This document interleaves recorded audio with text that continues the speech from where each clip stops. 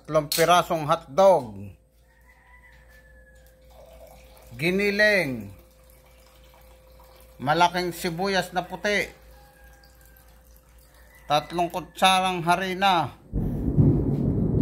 2 butil na bawang, kalahating kutsaritang asin, red bell pepper, keso, at 3 itlog.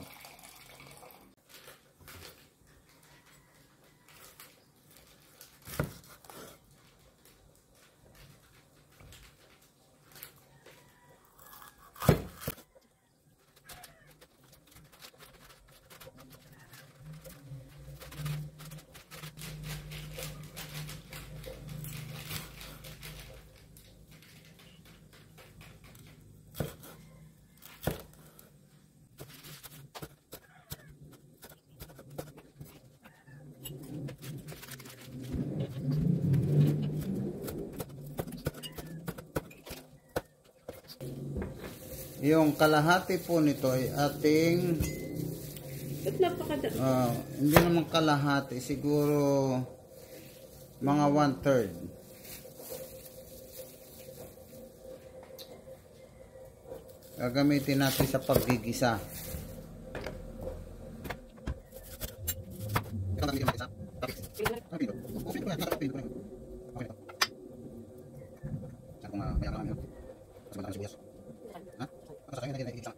So, ipas natin yung aray, masakit sa mata. Kasi yung matapang rin ba? Oo. Ipas natin. Sa akin natin. Ano yung nga? Sa sabi mo. Kasi natin sa ipalalo ng bigla.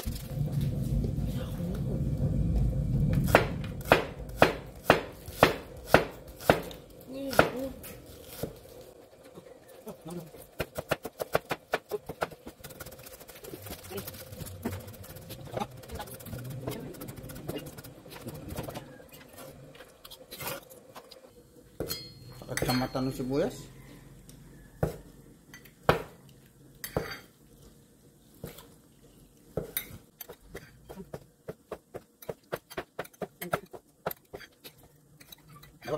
Miti ba natin gagawin?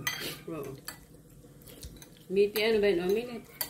Miti, omelette, pizza. Pizza, omelette. Ito ang pwede na.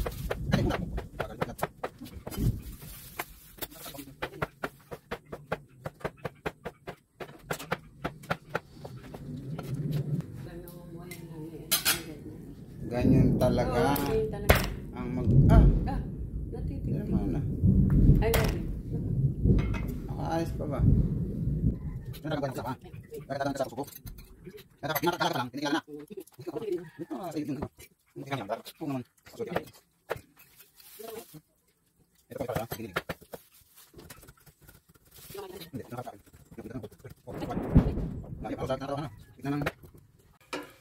Sa ating wok ay isa na natin ang ating bawang. Sibuyas pala, sorry. Kaya para lang sa ating giniling sa ating ground pork.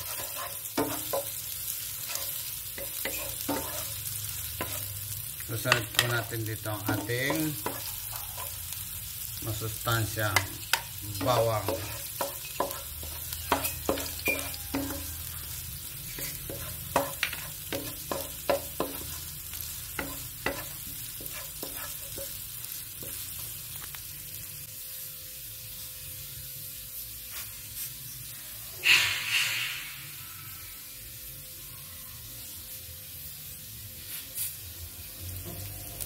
Isunod po natin ang ating giniling. Galing po sa freezer kaya ganyan ang itsura.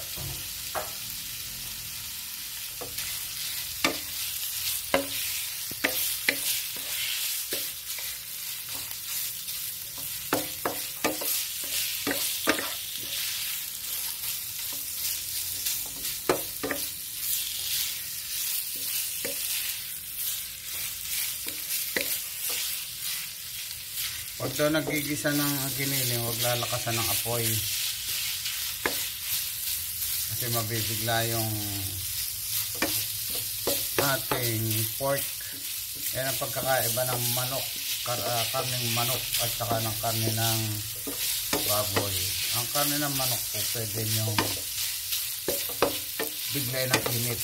Ang karne po ng baboy hindi, tumitigas kaagad siya. Kaya hindi siya mapalambot basta. Kaya yung ham, mapansinin nyo, yung ham natin na binibili whether cooked or not, ang init na kanya tinatanggap ay sapat lang. So gradual yung kanyang pagkaluto, pero malambot siya. Ganun po yun.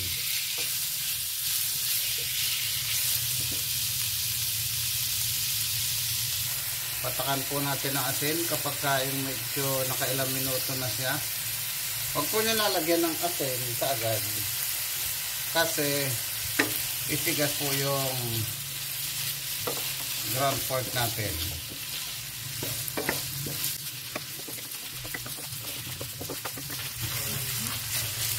Tanong po natin mga ilang minuto. Sure na po ako dyan. Luto na yan.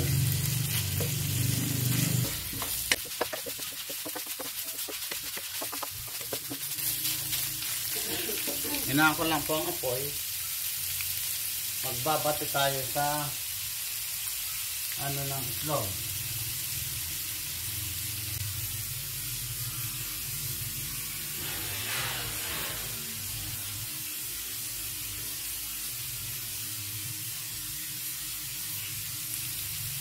Pot mo. Sama po natin yung 1/2 ng ating hotdog para sa loob. Hindi na makakagdat ng yung wire. Para doon yung naaramig natin kanina. Sakay ang ingay. Pinakakulamag doon. Sakay ang ingay.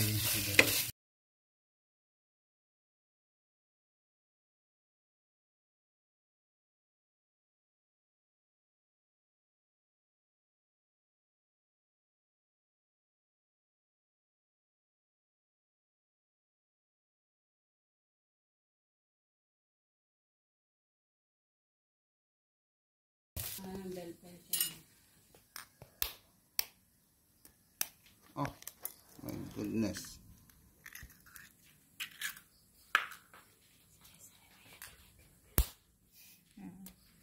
Ano? Ano daw? Ganda ng itlog.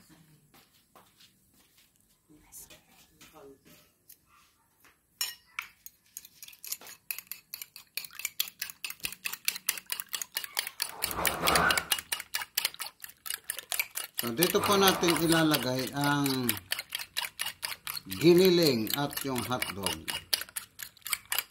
Baka kulangin ng ang ating itlog. Lagay ka pa ng isa, kuhanin pa isa. Sige. Ilalagay yun doon sa pang-ilalim. May nakikialam po rito sa akin pagluluto. Gustong makanla mapunta ang credit. Joke lang po, asawa ko po yun. Alam niyo na po ang pinakamakapangyarihan tao sa mundo. Asawa reveal. Babae.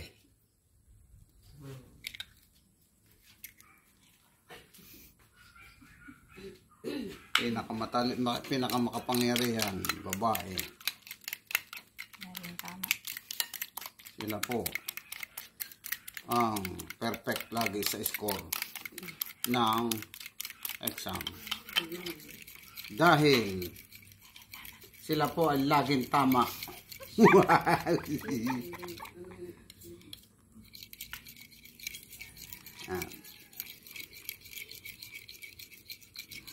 Okay po. In a separate bowl o tasa, tayo po magkanaw naman ng ating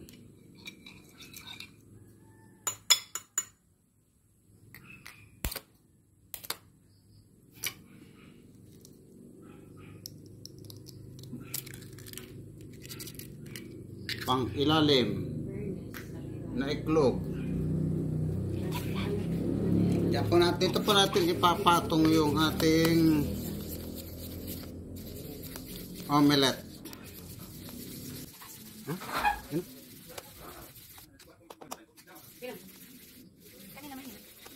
Sino ba yun? Ha?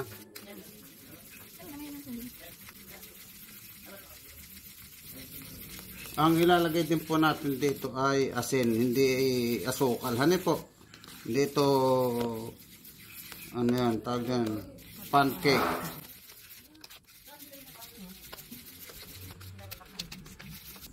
Konting tubig. Kasi pag yan po hindi nyo nilagyan, biglang titigas yan. Baka hindi nyo mahabol yung inyong ginagawang omelette.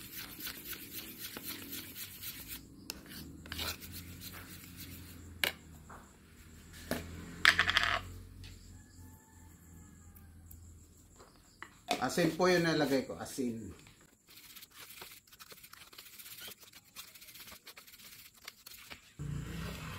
Set aside po natin siya. Isalin na po natin ang ating giniling.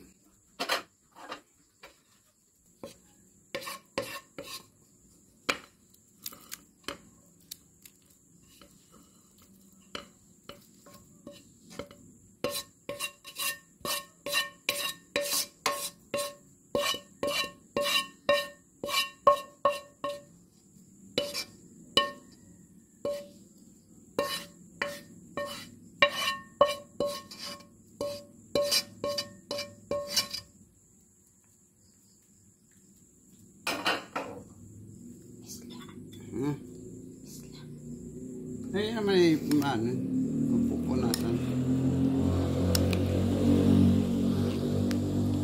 Yan, napakamiti ng ating omelette, pizza, or pizza omelette, whatever. Yan po ang gustong-gusto nitong mga nakaabang na mga abangers.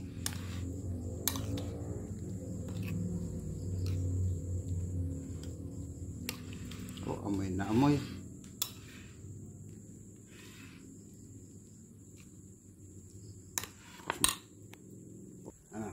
Na. Hindi na po natin hinugasan yung ano para makaiwas tayo sa ano ng detergent o ng panlinis, dishwashing liquid. So konti lang po.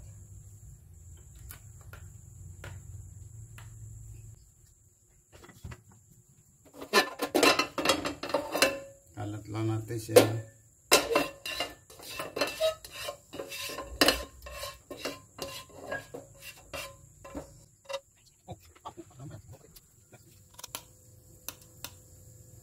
Nahin po natin itong ating base.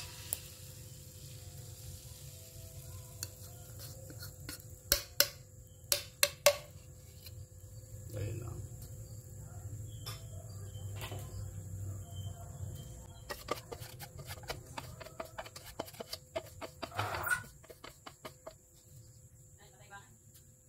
Talagang wala. Ha? Talagang wala ko yalay. Masarang kami. Ano masarang kami? Hindi ka pala sigurado.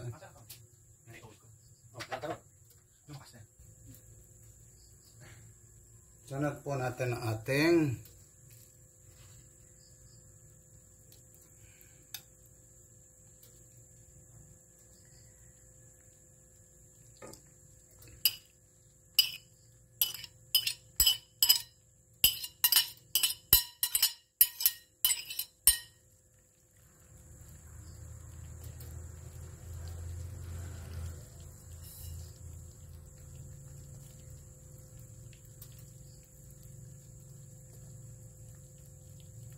yan po ang aming pizza omelette.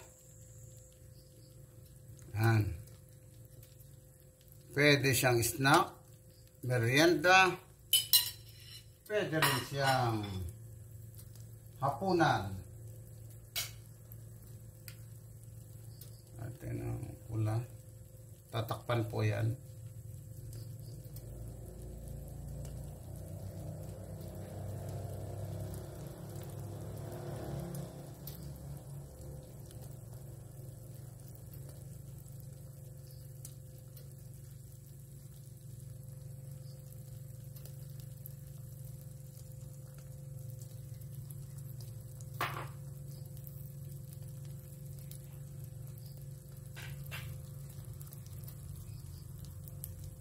bawas natin ng apoy. Saka po natin lagyan ng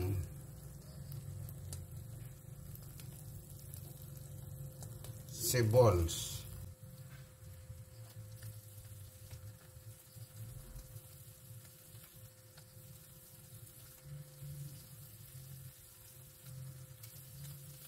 Na. Magkano ka pa ng sakit loob? Ha?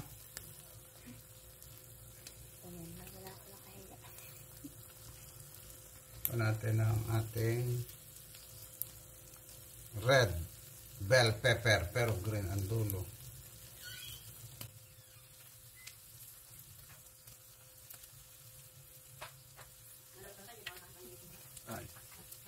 Ay.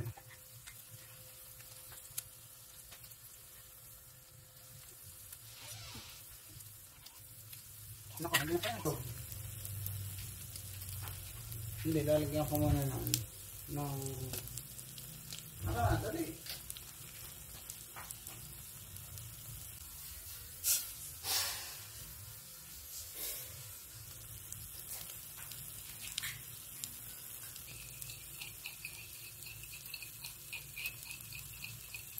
Po natin ng para wag bumitaw yung ng itlog na binati, para wag po bumitaw yung ano mamaya.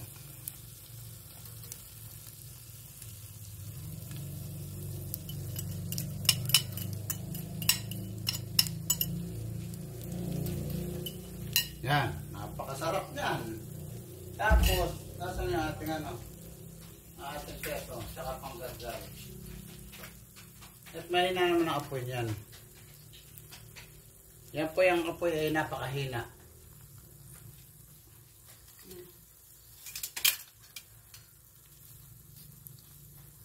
Wow! Tingin pa lang nakakagutom na. Yan po ang aming pizza omelette. Ala pahirit.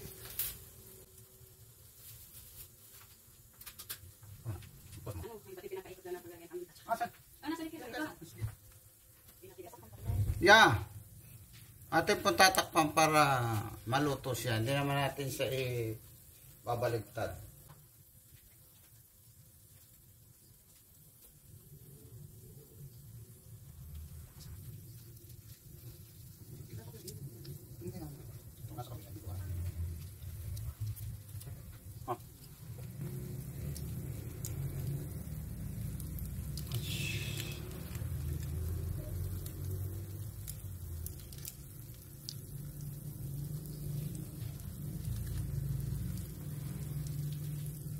Po. Oh.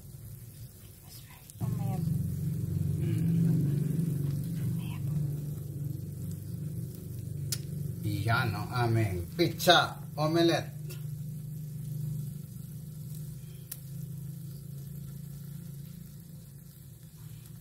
Mahirap po ang walang magawa sa buhay. Ayan. Ano ng bagong pagkain.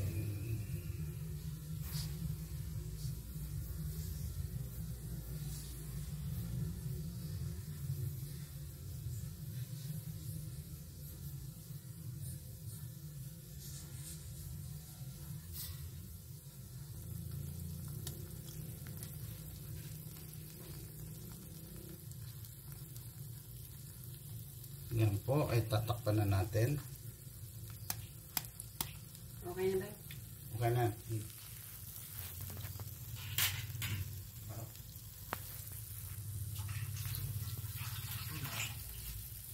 Asan yung takip?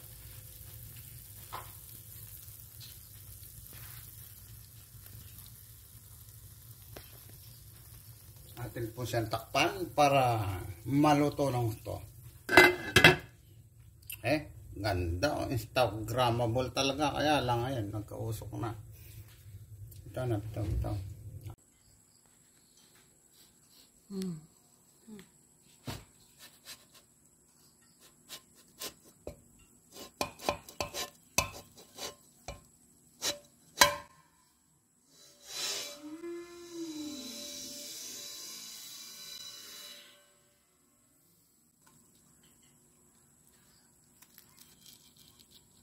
po ang aming pizza omelette na napakabango.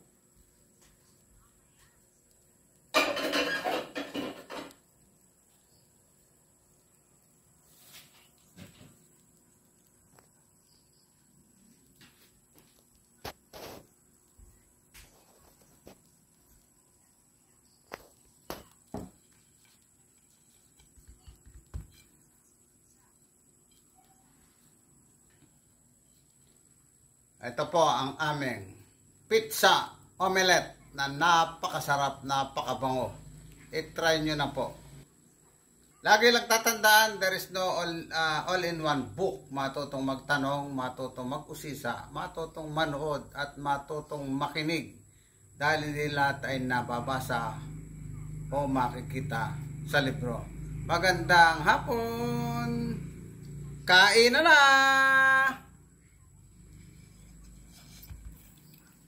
Ito yung pinakamasarap na bahagi ng pagluluto. Yung, pasensya na po kayo kasi hindi sa oven talaga niluto kaya medyo ano ito, medyo malasak. Yan po ang ano ng itlog. Kaya hindi po yan makukuha ng buo.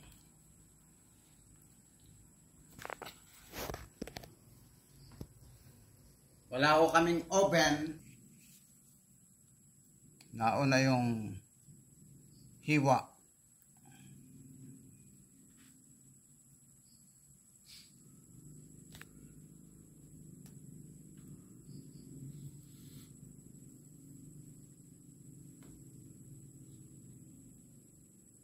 Sarap dito, Ate Dara, ano? Maanghang. Ba, at nakikitikim yun dahil sa sarap po, pati yung gamo-gamo rito ay lamok ba yun? Kung ito po ay oven ng pinaglutuan, perfect na perfect to. Mainit. Sama natin yung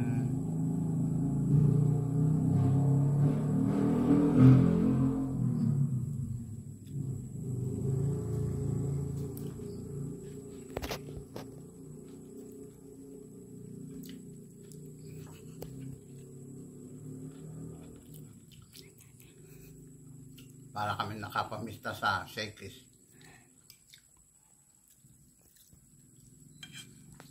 Sarap. Ay. Buwan to. Masarap.